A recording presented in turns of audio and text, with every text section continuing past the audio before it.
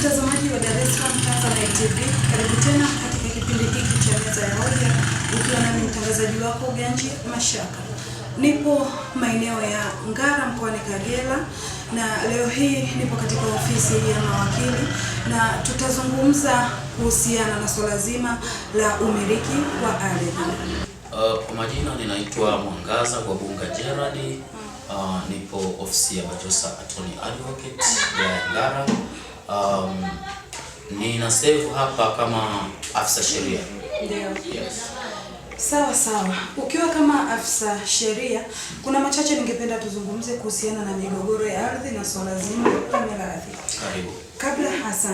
Kabla tujafika mbali, ningependa kujua katika swala zima la umiliki wa ardhi, hususan kwa wanandoa, endapo mmoja anatangulia mbele za haki na hakuacha wosia wowote, nani ambaye anatakiwa kuwa mmiliki halali kati ya ndugu, mke ama watoto?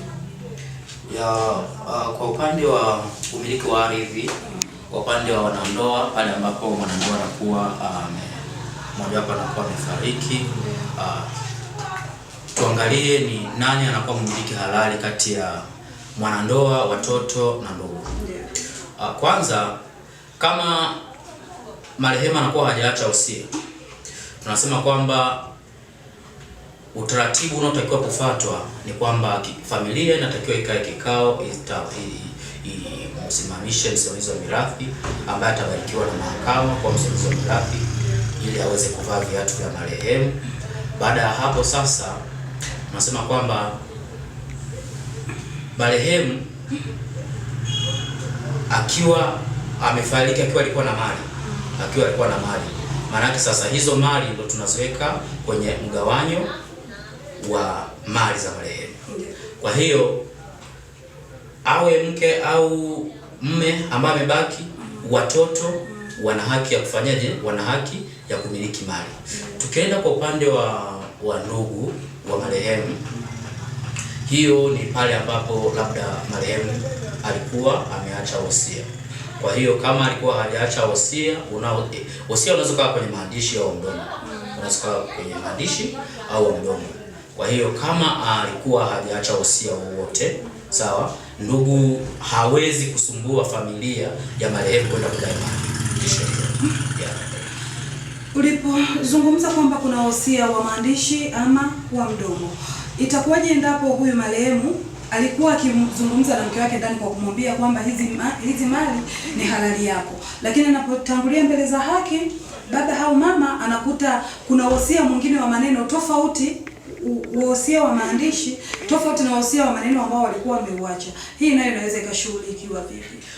Tunasema kwamba pale ambapo kuna wosia wa maandishi na wosia wa mdomo, wosia ambao utakuwa na nguvu kisheria kama utakuwa umekidhi kanuni za kuwa wosia sahihi, tunasema kwamba sasa wosia ambao ni wa maandishi ndio mahakama huwa inachukua kuliko wa mdomo.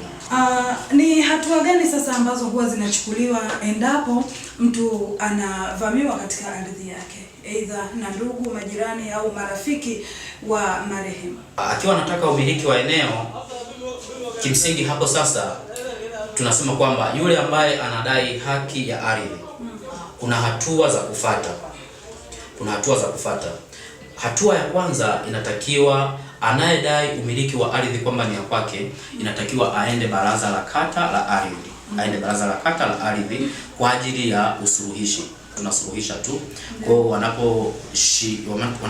usuluhishi unaposhindikana, tunasema kwamba sasa baraza linatakiwa liandike fomu ya usuluhishi kuonyesha kwamba usuluhishi umeshindikana, kwa hiyo wamewashauri kuendelea mbele kwenye baraza la nyumba na ardhi wilaya. Baraza la nyumba na ardhi wilaya ndilo lina mamlaka ya kuweza sasa kuamua mumiliki ni nani. Kwa hiyo mtu akivamia kwenye ardhi ya mtu, hapo anakuwa ameenda kinyume na sheria. Kwa hiyo unaweza ukawa na option mbili. Option ya kwanza, unaweza kumfungulia kesi jinai juu ya kuingia kwenye ardhi ya kwako pasipo utaratibu kwa ajili ya kufanya labda vurugu fulani, au kama una umiliki halali sasa wewe ardhi, unaenda kwa njia ya baraza la kata. Baada ya njia ya baraza la kata, unaenda baraza la nyumba na ardhi wilaya kwa ajili ya kupata umiliki halali ni nani. Lakini kanuni za sheria sasa zinasema kwamba pale ambapo mgogoro baina ya mtu na mtu una sura ya jinai na sura ya madai, unashauriwa kuanza na madai kwanza kuliko jinai. Sasa lakini sasa tumezungumzia swala la ardhi kati ya mtu ambaye atakuwa amefariki, lakini kuna migogoro mingi sana ya wanandoa katika zile mali ambazo wamechuma wote pale wanapoachana. Swala hili nalo linakuwa vipi kisheria wanandoa wanapotaka kuachana?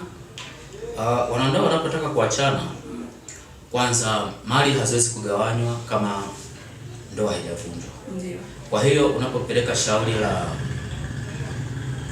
talaka mahakamani, wa mahakama inaangalia vitu kama vitatu. Kitu cha kwanza inaangalia ndoa yenyewe, kitu cha pili inaangalia mali, kitu cha tatu inaangalia watoto, kwamba watoto wataenda kwa nani. Sasa niende moja kwa moja kwa upande wa mali, kama ulivyosema, niseme mbali zaidi kwenye masuala ya talaka na watoto. Kwenye mali tunasema kwamba mahakama inavyotaka kugawanya mali kwa upande wa wanandoa, huwa wanaangalia ni mchango upi ambao mwanandoa ametoa. Kwa hiyo kama umetoa mchango na ukaithibitishia mahakama kwamba wewe ulitoa mchango kiasi fulani kwenye either kununua au kuendeleza ardhi, tunasema kwamba mahakama itakupa kulingana na mchango uliochangia. Yes. Sawa. Pamoja na yote, kuna migogoro mingi sana kati ya majirani kuhusiana na swala zima la mipaka. Ni migogoro ambayo imekuwa haina mwisho, yaani mara nyingi inakuwa mara kwa mara mipaka, watu wanagombana. Kesi kama hizi huwa zinaenda vipi?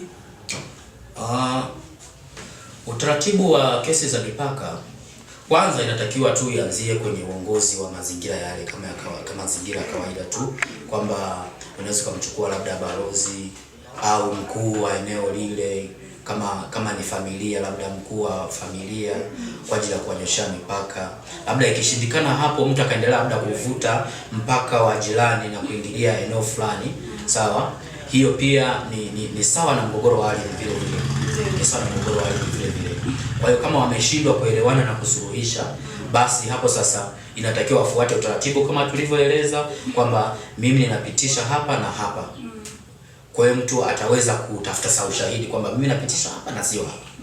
Lakini sasa changamoto ambazo zinajitokeza za mipaka ni kwa sababu tunasema kwamba jamii kama jamii haijakuwa na ufumbuzi au mwangaza wa kwamba inatakiwa sasa mtu at least asajili ardhi yake, hata kama ni ardhi ya kimila, lakini aisajili ili awe na hati miliki.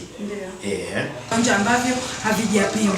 Mtu kama huyu atakapokuja kwenu, huwa mnaisolve vipi kesi ya namna hii?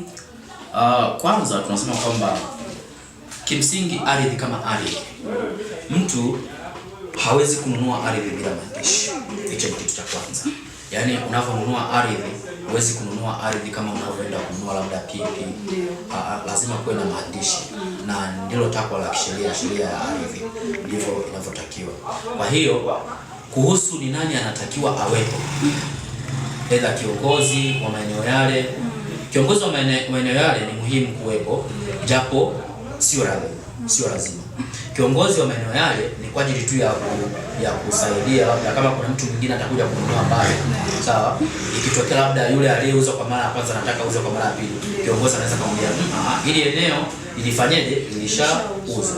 Lakini kwenye umiliki wa ardhi sasa, nasema mimi leo nimenunua ardhi kwa mtu A. Huyu mtu A akaenda kumuuzia tena mtu B. Mimi kama nilikuwa nimeshaisajili ile ardhi na nikapewa hati miliki ya ile ardhi, yule mtu B aliyekuja kununua ile ardhi ambayo nimeshaisajili hawezi kupata umiliki halali. Lakini kama ikitokea sasa mimi nimenunua kama mtu wa kwanza, lakini akaja kauziwa mtu mwingine wa pili kisirisiri, huyu mtu wa pili akaenda akasajili ile ardhi, sawa, tunasema kwamba huyu aliyesajili ana hati miliki. Maanake yule sasa ambaye amesajili ndio anakuwa na umiliki halali. Kwa hiyo tunasema kwamba kwa Kiingereza tunasema kwamba he who has a title has a good certificate, ndio kwamba mwenye hatimiliki ya ile ardhi ndiye anakuwa na umiliki halali na kuwa na hati wa ile ardhi. Kwa hiyo kuwepo kwa viongozi pia ni muhimu, japo umuhimu wake ni huo, japo sio lazima. Cha msingi tu kinachotakiwa ni kwamba uwe na maandishi. Sawa sawa. Uwe na maandishi. Na ndio tu hapo. Yeah. Na mtazamaji wa Dar es Salaam Tanzania TV, ni kukumbushe tu uko na mimi Ganji Mashaka, lakini nyuma ya kamera upo na Ayubu Amos. Na tunazungumzia swala zima la migogoro ya ardhi. Tukienda mbali zaidi, kuna swala zima la wanandoa wanaponunua viwanja. Wakati wananunua viwanja, kabla ya kufanya mambo mengine ya uwekezaji, wanapenda sana kutumia majina ya watoto. Na unakuta mtoto yupo chini ya umri. Inapotokea swala la watu hawa wameachana, hilo swala la kushirikia kwa namna gani? Kwanza kiutaratibu kwenye umiliki wa ardhi, tunasema kwamba mtoto chini ya umri ni vigumu au hawezi kumiliki ardhi kwa sababu hana ile uwezo wa kuingia kwenye mkataba. Nimemununulia mtoto wangu labda ardhi, mimi ninakuwa kama msimamizi wake. Kwa hiyo baadaye labda akija kufikisha umri wa miaka 18 ndio ninaweza kufanyaje, ndio ninaweza kumkabidhi na kuwa na umiliki halali. Kwa hiyo ikigundulika kwamba labda nilifanya hiyo njia kwa ajili tu ya kuficha umiliki wa ardhi, yani kwamba nifiche labda mke wangu asijue, au hata kama akijua kwamba labda wakati wa kuachana asiwe na umiliki wowote, hiyo sio sawa kisheria. Labda ikitokea mtoto ameshafikisha miaka 18 sasa, kuna utaratibu huwa unafanya kuhamisha umiliki kwenda kwa yule mtoto moja kwa moja na kwa umiliki halali. Kwa akishasajiliwa yeye baada ya kupata kufikia miaka 18 ndio tunasema kwamba sasa hapo ndio anakuwa ni umiliki halali. Hiyo mali sasa inakuwa sio yetu sisi wanandoa, inakuwa ni mtoto kisheria. Lakini mtoto chini ya umri wa miaka 18 hana uwezo kisheria wa kumiliki ardhi. Mtazamaji angependa kufahamu, je, kuna umuhimu wote wa mtu kuwa na hati miliki ya ardhi yake, na ni kwa sababu gani? Kwanza kama tulivyosema tangu awali, hati miliki ndicho kigezo kikuu ambacho kinamfanya mtu kuwa na umiliki halali wa ardhi. Kwa hiyo kuna muhimu kabisa mtu kuwa na umiliki hati miliki ya ardhi, kwa sababu madhara yake ni kwamba kama hauna hati miliki ya ardhi, mtu mwingine akajitokeza akapambana akapata umiliki wa ile ardhi, inakuwa ni ngumu sana kuja kuithibitisha mahakama kwamba ile eneo lilikuwa ni la kwako au sio la kwako. Ila kuna wale ambao ni wazee wa zamani huwa wanamiliki tu ardhi kwa sababu wao ni wazao wa pale wa miaka mingi. Watu kama hawa huwa mnawasaidia kwa namna gani na kutokea changamoto ya kutaka kudhulumiwa ardhi? Kudhulumiwa ardhi kwa yani mtu akija kama hivyo tunasema kwamba mtu anaweza akaja akataka kujimilikisha lile eneo. Na unakuta yule mzee hana hatimiliki, alirisishwa enzi na enzi. Tunasema kwamba kwanza mtu ardhi yake ikivamiwa, ukomo wa kufungua shauri huwa ni miaka 12. Kwa kuanzia siku mtu anavamia ardhi ya kwako tuseme mpaka miaka 12. Hapo unaweza kuwa umefungwa mikono ya kuweza kufanyaje, ya kufungua shauri la ardhi au madai ya ardhi. Japokuwa kuna njia zingine ambazo mwanasheria anaweza kuzitumia. Mtu akafungua ardhi nje, kufungua mgogoro wa ardhi nje ya nini, nje ya muda. Lakini sasa tunashauri kwamba hata kama ni mzee, kama yuko hai, hata kama ni kijana, kama amenunua ardhi ni vizuri akaisajili, ikawa na hati miliki, hata kama ni ya kimila, kwa sababu zipo hati za aina kama 3. Hati ya kwanza ni ya kimila, hati ya pili ni zile hati za labda za wawekezaji kutoka nje ya nchi. Mtu anapewa hati ya kwa ajili ya kuwekeza tu, tunaitwa derivative right of occupancy kwa Kiingereza, kwa ajili ya kuinvest, kuwekeza tu.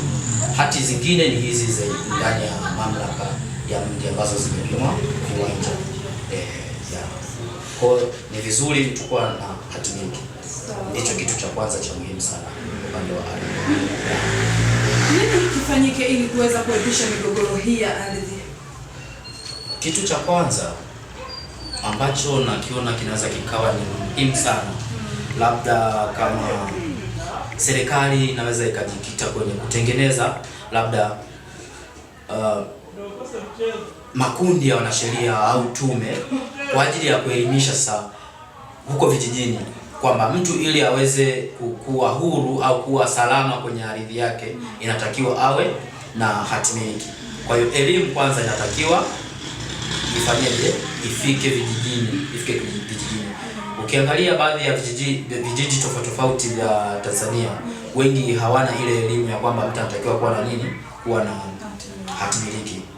Hawana elimu kabisa. Ndio maana changamoto zinatoka huko, tunakuwa wakati mgumu wa kuwasaidia.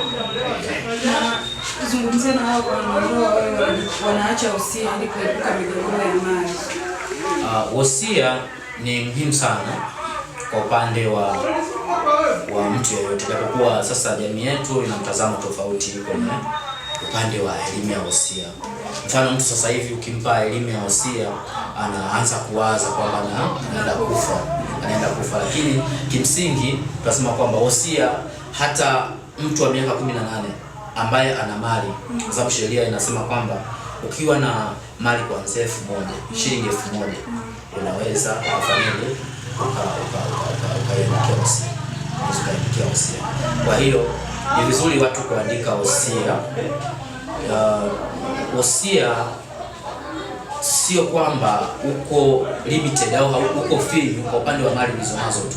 Unaweza ukaonyesha labda maelezo ya kwamba labda kuna mali zingine ambazo utazipata baada ya hapa, au kuna nyaraka nyingine huwa tunaita codicil, ambayo ni nyaraka sasa kisheria ambayo inatumika kubadilisha baadhi ya vipengele kwenye wosia, labda unaongeza mali au unapunguza, kwa sababu mtu katika uhai wake pengine anaweza kauza ile mali ambayo alishaandika kwenye wosia, kwa ameuza kwa ajili ya mambo mengine.